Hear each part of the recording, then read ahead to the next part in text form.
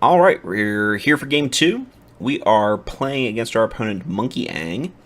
Um, we lost the die roll, and we're going to decide if we're going to mulligan here.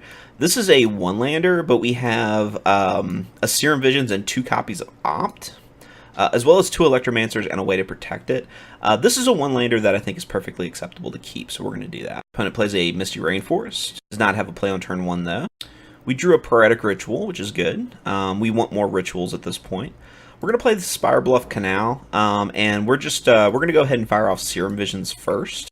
We did hit our second land, and I think we want to hit another land drop after this. So we're going to put the Scalding Tarn on the bottom, but the Spire Bluff on top, because I think that's the land that we want. And we'll go ahead and pass to our opponent. Opponent gets a Steam Vents with his Misty Rainforest. Let's see what that means. Let's see what kind of deck our opponent's playing. There's a Scalding Tarn. Still not really letting us know what he's playing. So he's definitely representing a counterspell here. So I think what we're going to do is we're going to play our Spire Bluff. We're also going to represent a counterspell, which we have. And if he doesn't play anything, we'll double opt at the end of turn. Opponent gets another Steam Vents. Has a basic island. Could be like some sort of Blue Moon deck. Although I don't know why he would get so many shock lands if he's playing Blue Moon. Okay, opponent doesn't have a play on his turn, so we're going to go ahead and opt. We got a Desperate Ritual on top. I think we want another Ritual, which is good. So we'll take it. And let's go ahead and opt again and see what he does. That's a Manamorphose. So we've got a handful of rituals. That's kind of what we wanted. And there's Gifts Ungiven. So we kind of have the perfect hand right now. We just need to be able to get past his potential counterspells. So I think what we're going to do is we're going to play Goblin Electromancer and see what he does about it. He does have a counterspell. He's going to remand it back to our hand. We're fine with that. And we'll play the Steam Vents tapped and pass it back to him and see what he does. Now, hopefully what happens is we draw another land. This way we can play Goblin Electromancer with remand backup. But this is his 4th turn, so he could potentially have Cryptic Command mana, which is going to be kind of a premium counterspell that we can try to remand. Looks like our opponent is actually also playing Storm. So I don't have a lot of experience with the mirror match. We're going to see how this goes. All right, we did draw a land, and I'm going to go ahead and play it. Let's go ahead and play our Goblin Electromancer. Now, I think we can go ahead and try to combo off here, so that's what we're going to do. We've got 3. We're going to Desperate Ritual. Now we're going to Manamorphose. We'll get 2 blue. Now we can Gifts Ungiven. Going to pay 2 red. Opponent has a counterspell. Opponent's going to Manamorphose in response. I could remand the Manamorphose. I'm not sure what he's hoping to draw off of this. He needs the mana probably to cast a counterspell. So what I'm going to do is I'm going to fetch. And we'll go ahead and get Island. And then we're going to play Remand. Oh, I guess it took the blue that was in the pool. That makes more sense. Opponent go ahead and gives it up. Unfortunately for him, it looks like we just comboed when he wasn't prepared to deal with it. So in the mirror match, we're going to want negates. We're also going to want lightning bolts because that gives us removal spells for his cost reducers. And I'm expecting he's going to be doing the same to us. We could bring in Iona and Unburial Rites and name red with Iona, and then he wouldn't have a way to combo off. That could be interesting. We may try that. Cards that we don't want. Let's see. This is actually kind of tough. We definitely want to keep all of our Gifts Ungivens. Man, what do we cut? It's actually kind of a difficult choice.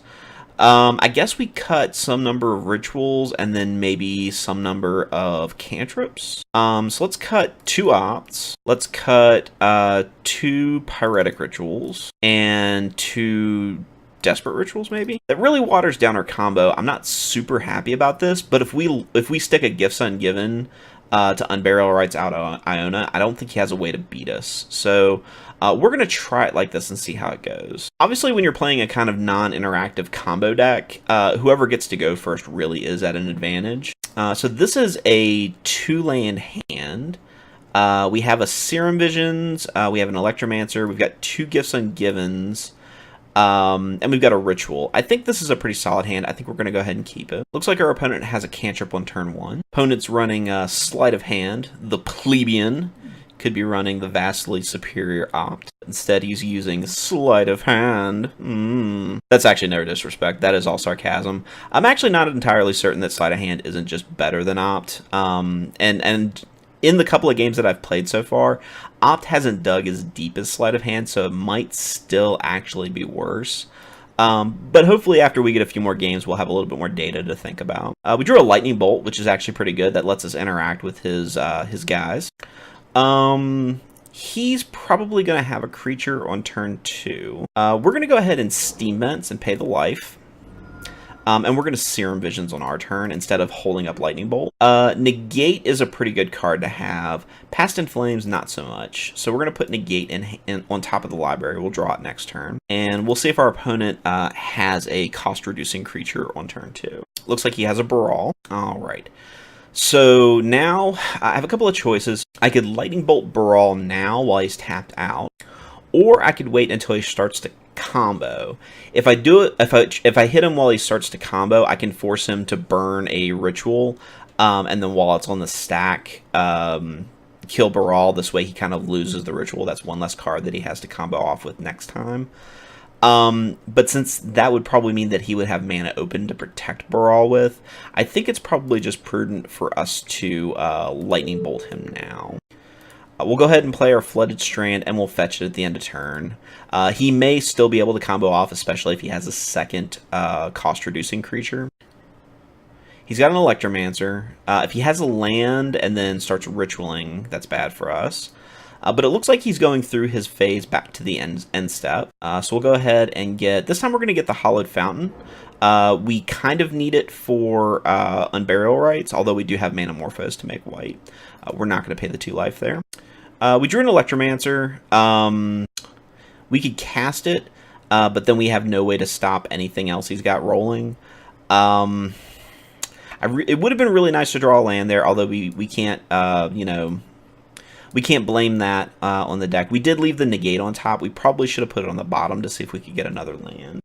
I think that we have to just hold up Negate, and then hopefully we'll be able to draw into some more resources. Now, I think what we're going to hold Negate for is we're going to let him Ritual.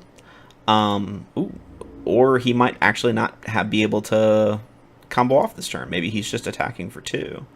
That's pretty good for us. Oh, he does have the land. Okay, so maybe he is going to combo this turn. Maybe he just wanted to attack first. Nope, he doesn't. So it's going to go back to us. And we drew our land, which is good. Okay. So now we're going to go ahead and cast Baral. And that lets us leave Negate up. Baral can profitably block Goblin Electromancer, but I don't think I need to. I think I'm fine with him attacking and me just not blocking and taking 2. But as far as what I'm wanting to counter with Negate, it would be anything that I would need to protect Baral, or if he cast a Gifts Ungiven. I think if he casts Rituals or Cantrips at this point, we just kind of have to let them go through. Opponent's deciding whether or not he wants to try to combo off this turn. And it looks like he's going to... he does attack. We're fine with it. We're just going to take the 2. He could have just a single Grape Shot in hand, and he just wants to try to be able to get Baral off the table. I think the 2 damage isn't super relevant here. So he's going to Manamorphose. We're going to let him have it. Opponent's going to Pyretic Ritual, so we're going to let that go through too. Now he's going to Desperate Ritual. So opponent's got plenty of ritual mana. Unfortunately, I don't think the Negate's going to be enough to stop it if he does have the full combo going on here. Let's see what he does. Tapping an island for blue, so now he has 2 blue, 5 red. Opponent is casting Simian Spirit Guide. Opponent is going to Grape Shot. Grape Shot is Storm count of 5. Let's see. If he targets Baral with all of them, then I won't negate. But I think I can let him target Baral exactly 3 and then me for 2 and then negate the one that's going to save him. Alternatively, I might not even just bother because I do have extra Goblin Electromancers. Is he targeting me with all of them? It looks like it. It looks like he is. So he's going to remand his Grape Shot back to his hand and then try to recast it. So I think what I'll do here is I will negate his remand. Now, he definitely has mana to continue. We do get our Baral trigger, which is cool. We will. We drew yet another Gifts Ungiven, which we don't need a third one, so we'll go ahead and discard it. Let's see what our opponent does with his remaining 3 mana. He had a Grape Shot in hand. and he's at storm count 8, which means he wins. So unfortunately, we lose. Like I say, with these combo decks, these straight linear combo decks, in the mirror match, a lot of times who goes first is really important. He just had us outpaced. I don't think we need to change anything. I think we're just going to leave it exactly the way it is. Also, not drawing a land there for a couple of turns really did hurt us. If we had drawn our lands on time, we might have had a little bit better chance, but if we had, put that negate to our bottom, we would have had no interaction for his combo. So you could look at it either way. But I think in that particular case, not drawing the land really did kind of shut us down. We will choose to go first.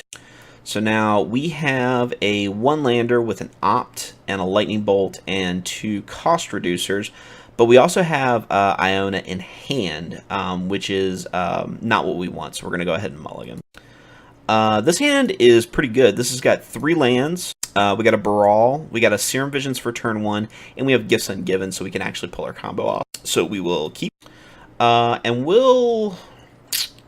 I think we're going to put Spire Bluff to the bottom, because we're going to Serum Visions on turn 1. So we will play our Hollowed Fountain, and we're playing Hollowed Fountain instead of Flooded Strand because we want to leave that land on the bottom. We'll go ahead and Serum Visions. Well, we drew a negate, and we have 2 more lands.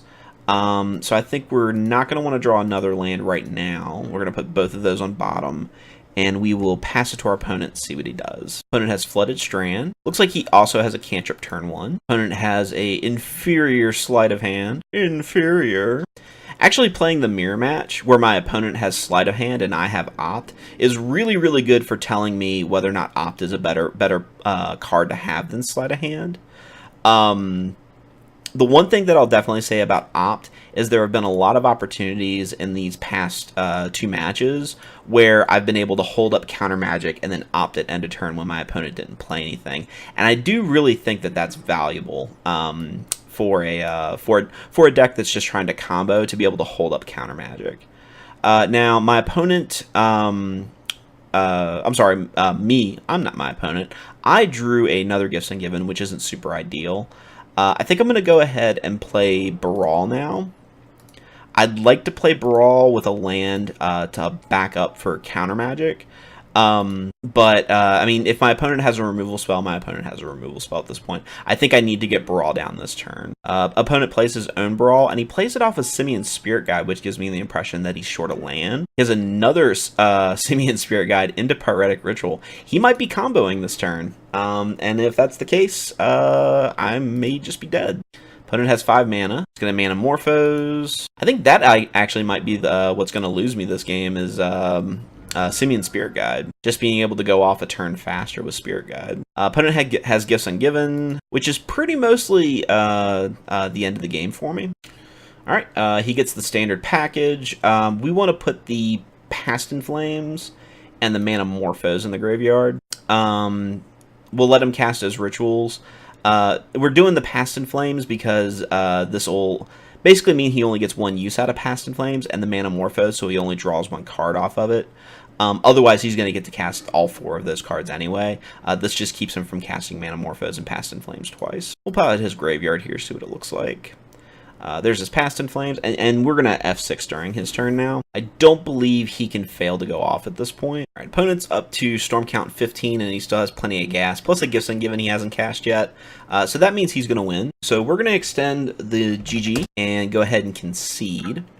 So, him having Sleight of Hand and me having Opt, I don't know really which one was better, which one was worse. Actually, I think that his edge was having Simian Spirit Guide and me not having Simian Spirit Guide, because that let him go off on turn 2 when I didn't have the ability to stop it. So that's maybe something I would consider in this deck, is adding Simian Spirit Guide. I usually don't, because it's not a spell that you can cast with flashback. But he kind of proved to me that it does make the deck move a little bit faster, and that's really what you want in the mirror match. So again, I think Opt is still good for being able to hold up along with counter magic. Sleight of Hand digging for 2 instead of 1 is still really good, though. So we're going to play our next 3 matches, and we'll see if we can get a little bit more data to support whether or not I believe Opt is really the better cantrip.